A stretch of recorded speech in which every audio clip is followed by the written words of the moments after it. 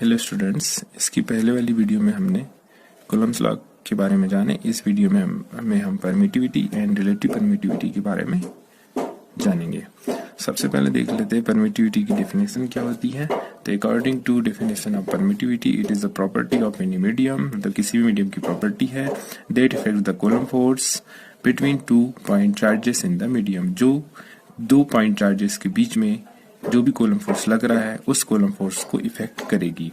तो यह डिपेंड करेगा परमिटिविटी की वैल्यू पर कि परमिटिविटी की वैल्यू कितनी है। हर मीडियम की परमिटिविटी की वैल्यू अलग अलग होती है, तो उसी के अकॉर्डिंग कूलम्ब फोर्स जो होगा वो चेंज होते रहेगा। कूलम्ब फोर्स इंक्रीज भी कर सकता है, डिक्रीज भी कर सकता है। कैसे इंक्रीज करेगा, कैसे डिक्रीज करेगा, ये हम आगे पढ़ेंगे।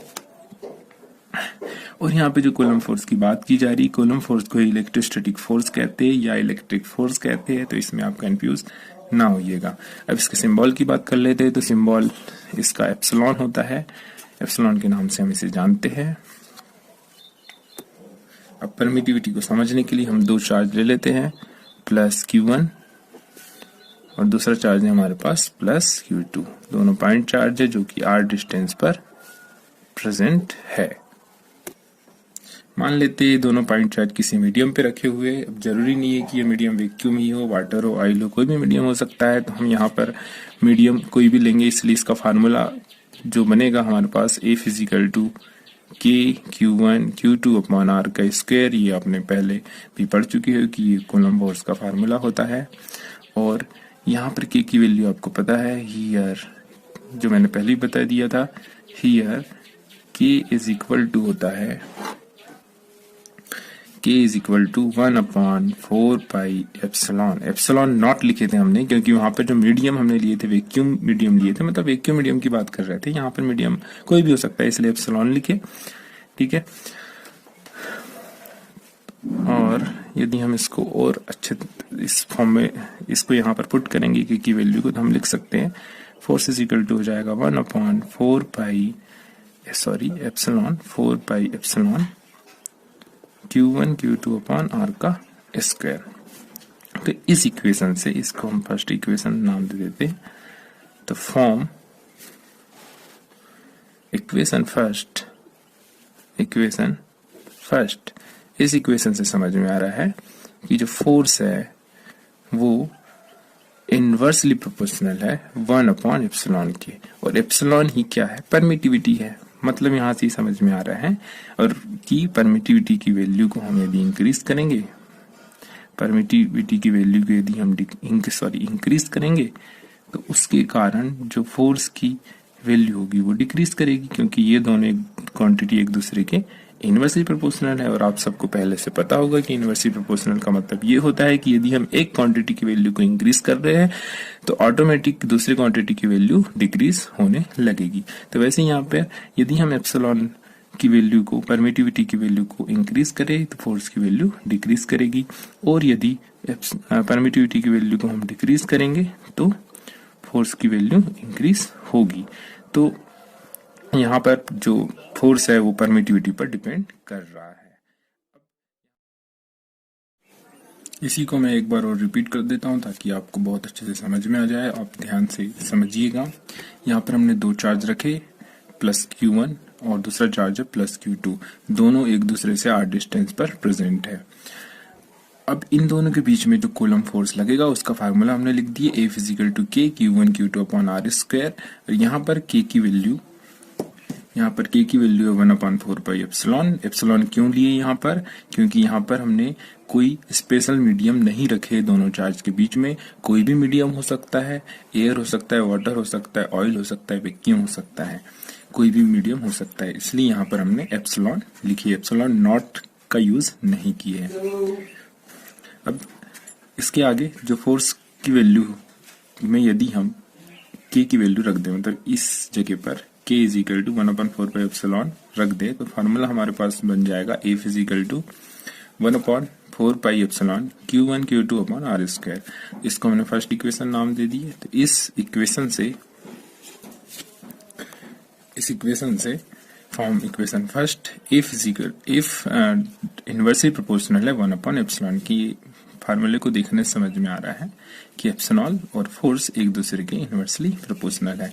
और आप सबको पता है कि इनवर्सली प्रोपोर्शनल का क्या मतलब होता है कि एक क्वांटिटी को यदि हम इंक्रीज करेंगे तो दूसरी क्वांटिटी ऑटोमेटिकली डिक्रीज होगी, और यदि एक क्वांटिटी को इंक्रीज करेंगे तो दूसरी क्वांटिटी डिक्रीज करेगी, मतलब अपोजिट होगा। तो इस रिलेशन से हम देख लेते हैं एप्सिलॉन की वैल्यू को यदि हम इंक्रीज करेंगे, मतलब कि परमिटिविटी की वैल्यू को यदि हम इंक्रीज करेंगे तो फोर्स की वैल्यू डिक्रीज होगी। वैसे ही परमिटिविटी की वैल्यू को यदि हम डिक्रीज करेंगे तो फोर्स की वैल्यू इंक्रीज करेगी। मतलब यहां से इस कंसेप्ट से ये तो आपको समझ में आ गया होगा कि जो परमिटिविटी है वो फोर्स पे इफेक्ट करती है। और हमने यही डेफिनेशन पढ़े है कि जो परमिटिविटी होती है इट इज एक प्रकार की प्रॉपर्टी होती है, it is a property of any medium that effect the coulomb force, जो कूलम्ब फोर्स को इफेक्ट करती है between 2 point charges in the medium. मतलब कि किसी भी 2 पॉइंट चार्जेस के बीच में जो फोर्स लग रहा है कूलम्ब फोर्स, उसको परमिटिविटी इफेक्ट करती है। कैसे इफेक्ट करती है हमने देख ही चुके हैं। अब इसे और अच्छे से समझने के लिए हम डायग्राम का यूज करते हैं।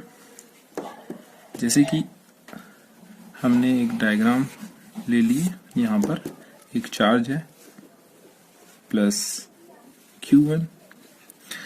तो हमने इसके पहले वाले वीडियो में पढ़े कि जो कूलम्ब जब दो चार्ज किसी भी मीडियम में रखे होते हैं तो दोनों चार्ज एक दूसरे पर फोर्स लगाते हैं, जहां से यहाँ पर Q1 Q2 पर फोर्स अप्लाई करेगा इस डायरेक्शन में, जिसे हमने नाम दिए थे F21, मतलब force on second charge due to first charge. वैसे ही Q2 Q1 पर फोर्स अप्लाई करेगा, जिसको हमने नाम दिए थे force on first charge due to second charge. दोनों चार्ज एक दूसरे पर फोर्स अप्लाई कर रहे हैं, बट हमने ये नहीं बताया थे आपको कि फोर्स अप्लाई क्यों हो रहा है।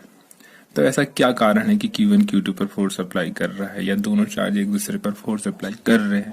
तो इसके पीछे का रीजन होता है कि कोई भी चार्ज अपने अराउंड एक फील्ड प्रोड्यूस करता है, जिस फील्ड में यदि हम किसी भी दूसरे चार्ज को रखेंगे तो वो चार्ज फोर्स एक्सपीरियंस करेगा। तो फोर्स एक्सपीरियंस किसके कारण कर रहा है? चार्ज की इलेक्ट्रिक फील्ड के कारण कर रहा है। मतलब जो फील्ड इसने प्रोड्यूस किया है उस फील्ड के कारण कोई दूसरा चार्ज फोर्स एक्सपीरियंस करता है। तो जैसे हमारे पास एक पॉजिटिव चार्ज है और एक नेगेटिव चार्ज है, तो दोनों की फील्ड का डायरेक्शन अलग अलग होता है। जैसे पॉजिटिव चार्ज में इलेक्ट्रिक फील्ड का डायरेक्शन आउटसाइड होता है, तो ये इमेजिनरी लाइन ऐसी बनाई गई है। तो ये हमको आगे वाली वीडियो में इसके बारे में डीपली में पढ़ना है। तो अभी हम केवल इतना ही जान लेते हैं कि इलेक्ट्रिक फील्ड होती क्या है मेनली और इसका क्या यूज है यहाँ पर। तो इलेक्ट्रिक फील्ड के कारण ही कोई भी चार्ज फोर्स एक्सपीरियंस करता है या किसी भी दो चार्ज के बीच में फोर्स लगता है। तो इतना तो आपको समझ में आ ही गया होगा। ये नेगेटिव चार्ज की फील्ड है, ये पॉजिटिव चार्ज की फील्ड है। इस फील्ड में यदि किसी भी चार्ज को हम रखेंगे तो वो चार्ज एक फोर्स एक्सपीरियंस करेगा, और वो डिपेंड करेगा कि इन दोनों चार्ज के बीच में, मतलब जो हम दूसरा चार्ज रखेंगे इनकी फील्ड पे, इन दोनों चार्ज के बीच में मीडियम कौन सा है, मीडियम, और उस मीडियम की परमिटिविटी कैसी है, कम है या ज्यादा है। यदि परमिटिविटी यहाँ पर परमिटिविटी यदि ज्यादा होगी तो फोर्स सीधी सी बात है कम होगा, यदि परमिटिविटी कम होगी तो फोर्स ज्यादा होगा। तो यह मीडियम पे डिपेंड करेगा। मीडियम कैसे इफेक्ट डालता है, दोनों जो चार्ज रखे हुए हैं उस पर मीडियम कैसे इफेक्ट डालता है, यह थोड़ा समझ लेते हैं। तो क्या होता है, जब हम किसी भी चार्ज को किसी मीडियम में रखते हैं तो वो मीडियम उसकी जो इलेक्ट्रिक फील्ड लाइन है उसको एब्जॉर्ब कर लेता है। अब वो एब्जॉर्ब कैसे करता है, वो खुद की इलेक्ट्रिक फील्ड लाइन प्रोड्यूस करेगा। मतलब यहाँ पे जो भी मीडियम रहेगा वो खुद की इलेक्ट्रिक फील्ड लाइन प्रोड्यूस नहीं करता, खुद की फील्ड प्रोड्यूस करता है, जो कि इस फील्ड के अपोजिट डायरेक्शन में होती है और इस फील्ड को वीक कर देती है। मतलब इन दोनों के बीच जब फील्ड जैसी पहले थी, यदि हमने किसी मीडियम को रखे तो वो फील्ड वीक हो जाएगी, मतलब फील्ड कम हो जाएगी, कुछ फील्ड मीडियम एब्जॉर्ब कर लेगा, जिसके कारण से इन दोनों के बीच का जो फोर्स होगा वो कम हो जाएगा, क्योंकि फील्ड जो है इलेक्ट्रिक फील्ड की जो वैल्यू रहेगी वो इन दोनों के बीच में कम हो जाएगी, तो ऑटोमेटिकली फोर्स कम हो जाएगा। इसको परमिटिविटी से रिलेटेड हम कुछ और इम्पोर्टेंट पॉइंट के बारे में समझ लेते हैं। इसमें पहला पॉइंट है absolute permittivity of free space, या फ्री स्पेस की जगह हम वैक्यूम भी यूज कर सकते हैं। मतलब कि परमिटिविटी की वैल्यू जो वैक्यूम में होती है उसको हमने एब्सोल्यूट परमिटिविटी बोला गया है। एब्सोल्यूट परमिटिविटी की वैल्यू 8.85 इंटू 10 की पावर -12 कूलम स्क्वायर पर न्यूटन मीटर स्क्वायर होती है। इसका सिंबल होता है एप्सिलॉन नॉट। तो ये आपको ध्यान रखना है, यह वैल्यू सबसे कम होती है। मतलब यदि कोई चार्ज जैसे यहाँ पे हमारे पास दो चार्ज है Q1 एंड Q2, ये दोनों चार्ज यदि वैक्यूम में प्रेजेंट है तो यहाँ पर परमिटिविटी की वैल्यू सबसे कम होगी, और जब परमिटिविटी की वैल्यू सबसे कम होगी तो वहां पर फोर्स सबसे ज्यादा होगा, क्योंकि इन दोनों का इनवर्सली प्रोपोर्शनल का रिलेशन होता है। जितनी कम परमिटिविटी की वैल्यू उतना ही ज्यादा फोर्स। तो यहाँ पर एब्सोल्यूट परमिटिविटी की वैल्यू सबसे कम होती है वैक्यूम के लिए। तो वैक्यूम पर यदि कोई चार्ज प्रेजेंट है तो उन दोनों के बीच में जो कूलम फोर्स या इलेक्ट्रिसिटी फोर्स लगेगा वो सबसे ज्यादा लगेगा। इसके अलावा कोई दूसरा मीडियम यदि हम रखते हैं तो उसमें जो फोर्स उस कंडीशन में जो चार्ज के बीच में फोर्स लगेगा वो हमेशा कम रहेगा। ये आपको ध्यान रखना है। जैसे फॉर एग्जांपल हमने एग्जांपल लिए, इसके अलावा और परमिटिविटी ऑफ वाटर, तो वाटर की परमिटिविटी 7.12 इंटू 10 की power -10 coulomb square newton metre square होती है। इन दोनों की परमिटिविटी को यदि हम कंपेयर करें तो दोनों में इसकी वैल्यू कम है और इसकी वैल्यू ज्यादा है। तो वाटर की परमिटिविटी की वैल्यू ज्यादा है, जिसके कारण यह क्या करेगा, फोर्स को कम कर देगा। उसी तरीके से ग्लास की परमिटिविटी की बात करते हैं तो ग्लास की परमिटिविटी होती है 3.01 इंटू 10 की power -11 coulomb square newton metre square. तो यहाँ पर इसको यदि इससे कंपेयर किया जाए तो इसकी वैल्यू कम है इसके कंपैरिजन में। तो जो यदि हम किसी दो चार्ज के बीच में यदि हम ग्लास रखें तो उनके बीच में जो फोर्स होगा वो इसके कंपैरिजन में, वैक्यूम के कंपैरिजन में कम लगेगा। इसके बाद हम परमिटिविटी के एसआई यूनिट की बात कर लेते हैं कि एसआई यूनिट कूलम स्क्वायर पर न्यूटन मीटर स्क्वायर कहाँ से आई। इसे कैलकुलेट करने के लिए हम कूलम फोर्स का फार्मूला यूज करेंगे। F = होता है K Q1 Q2 upon R का स्क्वायर। यहाँ पे K की वैल्यू हमको पता है। F = 1/4 pi epsilon. तो यहाँ पे हम एप्सिलॉन ले रहे हैं, epsilon Q1 Q2 upon R का स्क्वायर। हमको एप्सिलॉन की मतलब परमिटिविटी की एसआई यूनिट चाहिए, तो परमिटिविटी को हम इधर ट्रांसफर कर देते हैं। एप्सिलॉन = हो जाएगा 1/4 पाई F Q1 Q2 upon R का स्क्वायर। F को इधर ट्रांसफर किए, एप्सिलॉन को इधर ट्रांसफर किए, क्योंकि हमको परमिटिविटी की एसआई यूनिट चाहिए। तो एप्सिलॉन = हो जाएगा, यहाँ पर एक कांस्टेंट है 1/4 पाई। ये जो टर्म है ये कांस्टेंट है, तो इसकी कोई एसआई यूनिट नहीं होगी। तो हमको जिस चीज की एसआई यूनिट है वो यहाँ पर उनको लिख देते हैं। Q1 की एसआई यूनिट कूलम होती है, Q2 की एसआई यूनिट कूलम होती है, फोर्स की एसआई यूनिट न्यूटन होती है, और R डिस्टेंस की एसआई यूनिट मीटर होती है। यहाँ पे R का स्क्वायर इसलिए मीटर स्क्वायर। हमारे पास एसआई यूनिट आ गई कूलम स्क्वायर पर न्यूटन मीटर स्क्वायर। तो इस तरीके से परमिटिविटी की एसआई यूनिट कैलकुलेट की गई। इसके आगे हम परमिटिविटी की एक और डेफिनेशन देख लेते हैं। तो according to another definition of permittivity, it is the property of any medium to permit its own field to decrease the interaction field between charges। मतलब यह एक प्रकार की प्रॉपर्टी है किसी भी मीडियम की जो खुद की फील्ड के द्वारा, मतलब जो मीडियम होता है वो खुद की फील्ड प्रोड्यूस करता है, और उस फील्ड के कारण जो चार्ज के बीच में जो इंटरेक्शन फील्ड प्रोड्यूस हुई है वो डिक्रीज होने लगती है। अब इसको समझने के लिए दो चार्ज ले लेते हैं हम, +Q1, दूसरा चार्ज है +Q2। दोनों के बीच में R डिस्टेंस है और ये दोनों चार्ज किसी मीडियम पे रखे हुए। इस मीडियम के कारण इन दोनों के बीच में जो फोर्स रहेगा वो डिक्रीज होगा। मतलब यदि यहाँ पर हम वैक्यूम मीडियम रखते हैं इन दोनों के बीच में तो फोर्स ज्यादा होता comparison to an other medium. तो यहाँ पे वैक्यूम को छोड़ के कोई भी हमने मीडियम रखे, यह मीडियम क्या करेगा, खुद की एक अपनी फील्ड प्रोड्यूस करेगा। वो फील्ड इन दोनों की जो इंटरेक्शन फील्ड है, मतलब इनकी जो इंटरेक्शन फील्ड मीन्स अट्रैक्शन कर रही है, मतलब दोनों चार्ज अट्रैक्शन कर रहे हैं या रिपल्सन कर रहे हैं, जिस टाइप की वो फील्ड है, उस फील्ड को वीक कर देगा। तो कुछ फील्ड को, इन दोनों की कुछ फील्ड को एब्जॉर्ब कर लेगा या उस फील्ड को कैंसिल कर देगा। तो जिसके कारण क्या होगा, इन दोनों के बीच में जो फील्ड पहले रहेगी वो मीडियम के रखने पर बाद में उनकी वो वीक हो जाएगी, जिसके कारण फोर्स भी कम हो जाएगा। नेक्स्ट टॉपिक है रिलेटिव परमिटिविटी। तो रिलेटिव परमिटिविटी समझने से पहले आपका परमिटिविटी का कंसेप्ट क्लियर होना चाहिए, तभी आपको रिलेटिव परमिटिविटी अच्छे से समझ में आएगी। रिलेटिव परमिटिविटी का सिंबल होता है एप्सिलॉन आर। जब हम सेकेंड चैप्टर पढ़ेंगे तो सेकेंड चैप्टर में रिलेटिव परमिटिविटी का नाम चेंज होकर डाइलेक्ट्रिक कांस्टेंट हो जाएगा। मतलब दोनों सेम चीज है, रिलेटिव परमिटिविटी और डाइलेक्ट्रिक कांस्टेंट दोनों का कंसेप्ट सेम है। रिलेटिव परमिटिविटी को एप्सिलॉन आर से डोनेट करते हैं और डाइलेक्ट्रिक कांस्टेंट को के से डोनेट करते हैं, दोनों का फार्मूला भी सेम रहेगा। तो दोनों का जो कंसेप्ट है वो हम इस वीडियो में क्लियर करेंगे। तो according to definition of relative permittivity, it is the ratio of permittivity of any medium to permittivity of vacuum. मतलब किसी भी मीडियम की जो परमिटिविटी रहेगी और वैक्यूम की जो परमिटिविटी होती है, उन दोनों का जो रेशो होगा, उनका जो रेशो होगा उसे रिलेटिव परमिटिविटी कहा गया है। तो इसको फार्मूलाइज करते हैं। फार्मूले में हम इसको ऐसे लिखेंगे, epsilon are is equal to हो जाएगा epsilon M divide by epsilon naught.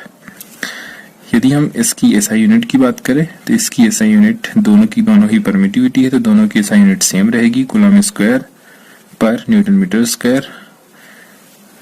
तो सेम एसआई यूनिट होने के कारण दोनों आपस में कैंसिल हो जाएगी और यह क्वांटिटी यूनिटलेस क्वांटिटी कहलाएगी। मतलब इसकी रिलेटिव परमिटिविटी की कोई भी एसआई यूनिट नहीं होती, यह एक प्रकार का नंबर होता है। मतलब हम यहाँ बोल सकते हैं एक प्रकार का नंबर होता है और यह नंबर हमको ये बताता है कि कोई भी चार्ज यदि वैक्यूम को छोड़कर किसी और मीडियम में प्रेजेंट हो, तब उस पर जो फोर्स, उन दोनों चार्ज के बीच में जो फोर्स लगेगा, उस पर क्या इफेक्ट पड़ता है, मतलब वो फोर्स कितना कम होगा। तो अभी इसके बारे में आगे हम पढ़ेंगे। तो आप ध्यान रखना कि एप्सिलॉन आर की रिलेटिव परमिटिविटी की कोई यूनिट नहीं होती है। अब इसको और अच्छे से समझने के लिए हम एक एग्जांपल लेते हैं। फॉर एग्जांपल हमने लिए relative permittivity of water is equal to 81। हमको पता है कि वाटर की रिलेटिव परमिटिविटी 81 होती है। तो ये 81 एक नंबर है जो हमको क्या क्या बातें बता सकता है, ये हम देखेंगे। तो हमारे पास फार्मूला है epsilon are is equal to epsilon M divide by epsilon naught. यहां से हमको यदि एप्सिलॉन एम मतलब कि परमिटिविटी ऑफ मीडियम, किसी मीडियम की परमिटिविटी निकालना हो, तो हम यहां से फार्मूला बना सकते हैं। Epsilon M is equal to हो जाएगा, ये इधर ट्रांसफर हो जाएगा, तो epsilon R into epsilon naught. मतलब कि यदि हमको किसी भी मीडियम की रिलेटिव परमिटिविटी पता रहेगी तो हम उस मीडियम की परमिटिविटी फाइंड आउट कर सकते हैं, क्योंकि हमको एप्सिलॉन नॉट की वैल्यू पहले से पता है। एप्सिलॉन नॉट की वैल्यू होती है 8.85 इंटू 10 की पावर -12 कूलम स्क्वायर पर न्यूटन मीटर स्क्वायर। तो यह वैल्यू हमेशा पता रहेगी। और रिलेटिव परमिटिविटी की वैल्यू वाटर की 81 होती है, तो हम वाटर की परमिटिविटी फाइंड आउट कर सकते हैं इस फार्मूले का यूज करके। नेक्स्ट एग्जांपल लेते हैं हम रिलेटिव परमिटिविटी को समझने के लिए। Example number 2। मान लेते हैं हमारे पास दो चार्ज हैं, प्लस Q1 प्लस Q2, दोनों r डिस्टेंस पर प्रेजेंट है। और यहाँ पर जो मीडियम हमने यूज किए है, मीडियम मतलब दोनों चार्ज या तो वैक्यूम में रखे हुए हैं या एयर में रखे हुए। यहाँ पर वैक्यूम की जो रिलेटिव परमिटिविटी होती है वो 1 होती है, तब हम यहाँ पे बोल सकते हैं relative permittivity of vacuum is equal to 1 होती है, क्योंकि हमको पता है रिलेटिव परमिटिविटी का फार्मूला होता है epsilon are is equal to epsilon M divide by epsilon naught. तो epsilon are is equal to epsilon M की वैल्यू यहाँ पर है, क्योंकि यहाँ पे जो मीडियम है वो वैक्यूम मीडियम है, इसलिए यहाँ पर एप्सिलॉन नॉट हो जाएगा और यहाँ पे भी एप्सिलॉन नॉट हो जाएगा। दोनों की वैल्यू एक दूसरे से कैंसिल हो जाएगी और एप्सिलॉन आर की वैल्यू 1 आएगी। तो यहाँ पर रिलेटिव परमिटिविटी यहाँ पर वैक्यूम की 1 होती है। वैसे यहाँ पे एयर की बात कर लेते तो एयर की रिलेटिव परमिटिविटी, एयर के लिए एप्सिलॉन आर की वैल्यू 1.0005 समथिंग होती है। तो यह दोनों लगभग इक्वल है, इसलिए हमने अप्रोक्सीमेटली मान लिया है कि वैक्यूम और एयर की परमिटिविटी सेम होती है, मतलब दोनों की परमिटिविटी को हमने 1 मान लिया। तो आपको दोनों की परमिटिविटी 1 लेकर चलना है। तो यहाँ पर हमने एक मीडियम ले ली है जिसमें हमने 2 चार्ज को रखे हैं। तो यहाँ पर दोनों चार्ज के बीच में जो फोर्स लगेगा उसको हम मान लेते हैं F is equal to 1/4 pi epsilon naught. यहाँ पे क्योंकि एयर और वैक्यूम की बात कर रहे थे एप्सिलॉन नॉट का यूज करेंगे Q1 Q2 अपॉन R का स्क्वायर। तो ये हमारे पास हो गई फर्स्ट इक्वेशन। इसी तरीके से अब इन्हीं दोनों चार्ज को हम यदि किसी दूसरे मीडियम में रखें, तो अभी हम यहाँ पे मीडियम कोई भी मीडियम ले सकते हैं, तो इसलिए किसी पर्टिकुलर मीडियम की बात नहीं करेंगे। वाटर भी हो सकता है, ऑयल भी हो सकता है, ग्लास भी हो सकता है, कोई भी मीडियम हो सकता है। तो यहाँ पर हमने दूसरा मीडियम लिए जिसमें हमने चार्ज को रखे। इस टाइम पर यहाँ पर जो फोर्स की वैल्यू आएगी, इन दोनों चार्ज के बीच में जो फोर्स लगेगा उसको मान लेते हैं हम 1/4 पाई एप्सिलॉन एम। तो यहाँ पे कोई मीडियम है, इसलिए यहाँ पे इसकी परमिटिविटी हमने एप्सिलॉन एम रखे है Q1 Q2 अपॉन R का स्क्वायर। ये हो गई हमारे पास सेकेंड इक्वेशन। अब फर्स्ट इक्वेशन को, जो फर्स्ट इक्वेशन है हमारे पास, इक्वेशन को सेकेंड इक्वेशन से डिवाइड करते हैं।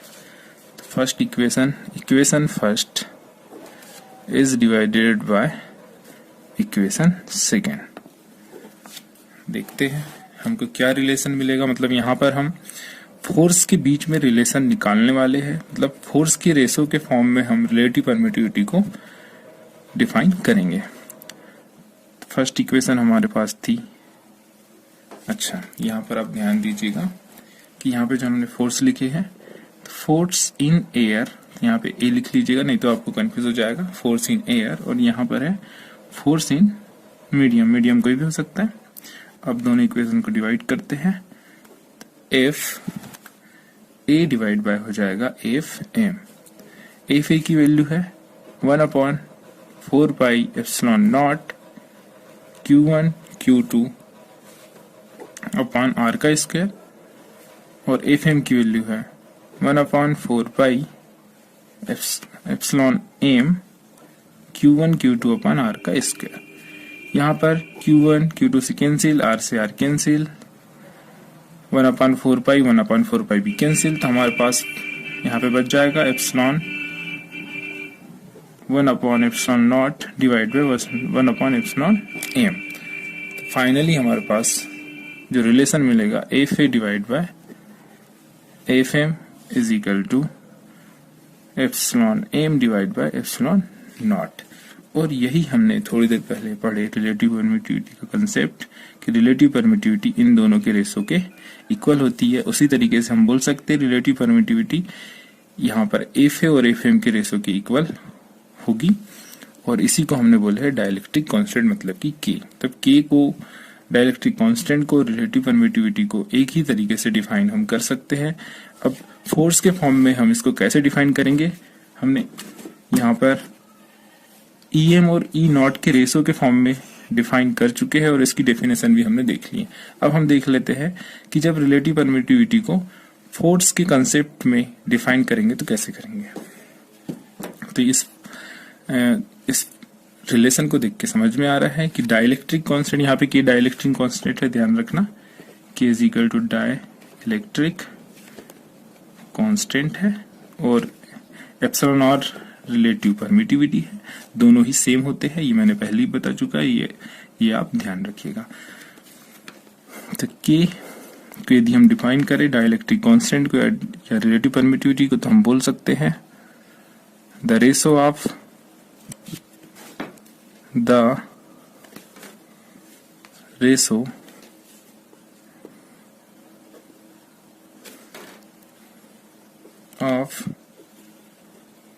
force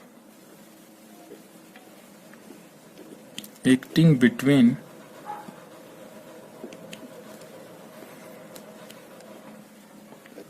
charge in vacuum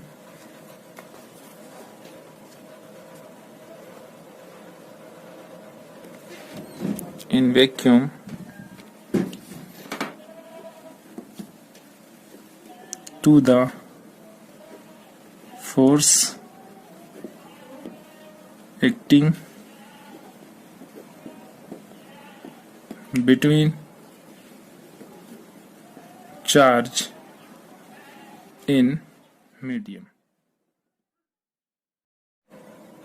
अभी हमने थोड़ी देर पहले डाइलेक्ट्रिक कांस्टेंट का फार्मूला निकाले। डाइलेक्ट्रिक कांस्टेंट का फार्मूला आया K is equal to F A divide by F M is equal to epsilon M divide by epsilon naught is equal to epsilon are.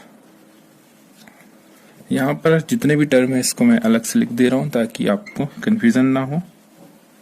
Here K is equal to है dielectric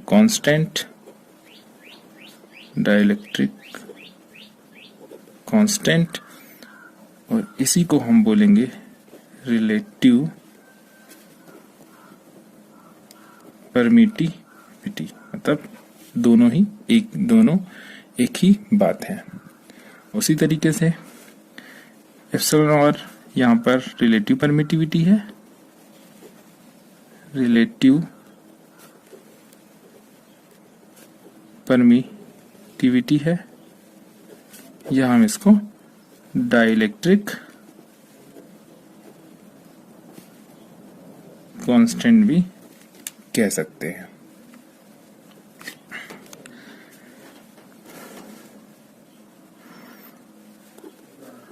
FA देख लेते हैं। यहां पर FA है force in air या vacuum, मतलब दो चार्ज यदि एयर या वैक्यूम में प्रेजेंट है तब उसमें जितना फोर्स लग रहा है उसे एफए बोला गया है। एफएम यहां पर है force between two charge in medium, कोई भी मीडियम हो सकता है। इसी तरीके से एप्सिलॉन एम यहां पर है परमिटिविटी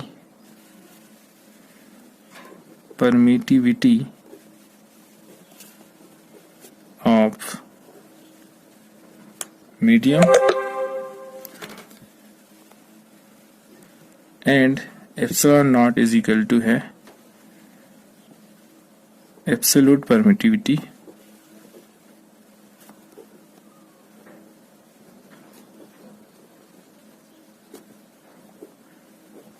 ऑफ फ्री स्पेस या वैक्यूम।